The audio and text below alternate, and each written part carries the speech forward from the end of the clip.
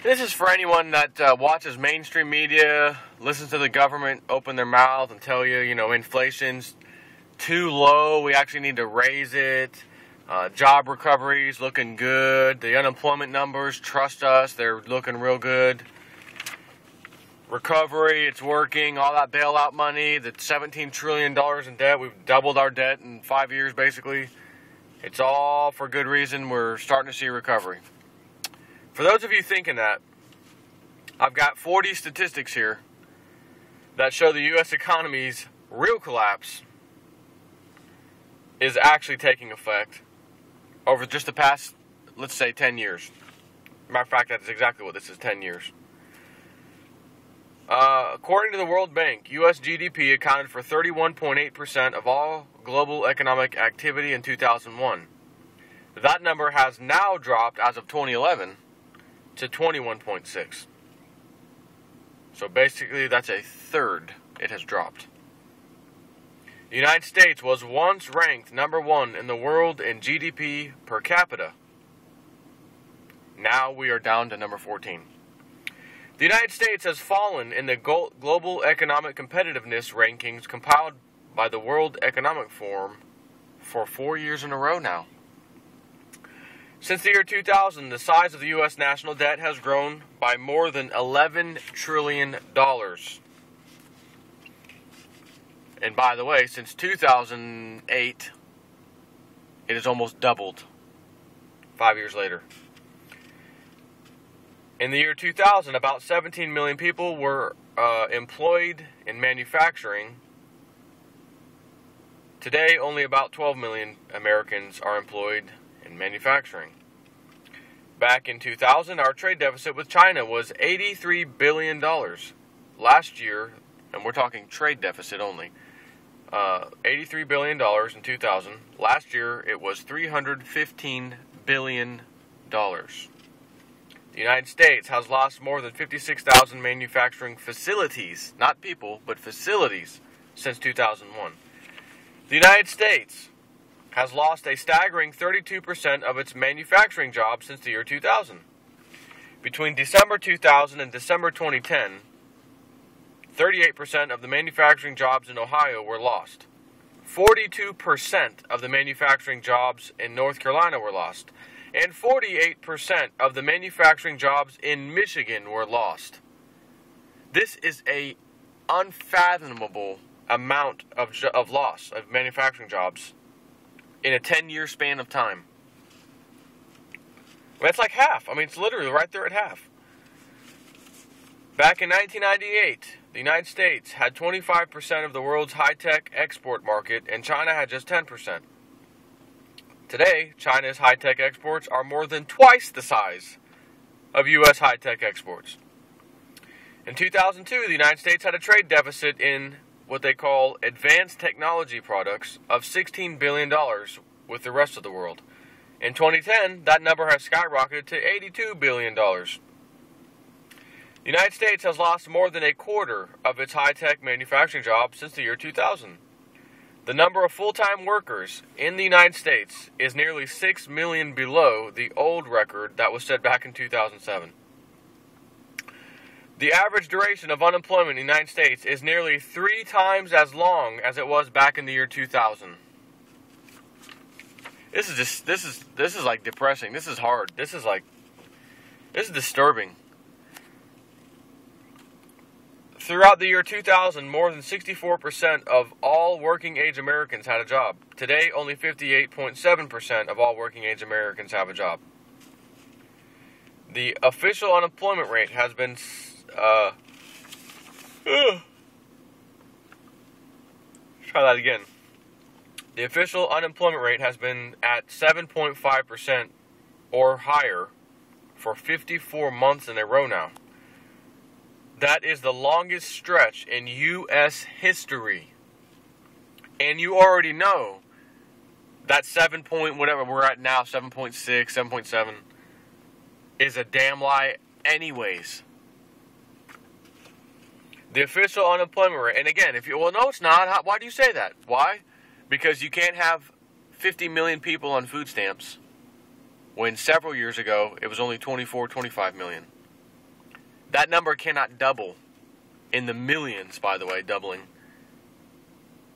And then also simultaneously have basically pretty decent unemployment rate. It's not possible. So that's why I say that. The official, let's see, that's that one. U.S. government says that the number of Americans not in the labor force rose by 17.9 million between 2000 and 2011. During the entire decade of the 1980s, the number of Americans not in the labor force only rose by 1.7 million. And again, these are their numbers they're giving us, so you know they're worse. The average, so in other words, 10 times that amount from 1980s, we are now seeing 10 times that amount in the 2000s. The average number of hours worked per employed person per year has fallen by about 100 since the year 2000. The U.S. economy continues to trade good-paying jobs for low-paying wages. The U.S. economy continues to trade good-paying jobs for low-paying jobs. 60% of the jobs lost during the last recession were mid-wage jobs, but 58% of the jobs created since then have been low-wage jobs. And you can also add in there part-time jobs, not full-time. That's the new thing. The U.S. economy lost more than 220,000 small businesses during the last recession. The percentage of Americans that are self-employed has steadily declined over the past decade and is now at an all-time low. Let me go to page 2 now. Page 2. I was hoping that it wouldn't be that long. I was hoping that I could just fit all that in maybe one page, but yeah, it's that bad. I'm on number 22 now. According to economist Tim Kaine, the following is how the number of startup jobs per 1,000 Americans breaks down by presidential administration. Bush Sr., 11.5. Clinton, 11.2. Bush Jr., 10.8. Obama, 7.8. And as you can see, it doesn't matter who's in charge. Democrat, Republican, white guy, black guy. It doesn't matter. It's all going downhill because this is not a presidential problem. This is a jobs problem in which the elite have sent the jobs overseas, lobbied Congress, fattened their pocket to pass laws to allow stuff to happen so that we can get cheap labor. And I say we, I'm talking like the elite. The elite can get cheap labor overseas. Money follows cheap labor. Okay? That's where the businesses are. Do you remember when we had the auto bailout, GM and Ford and all that crap?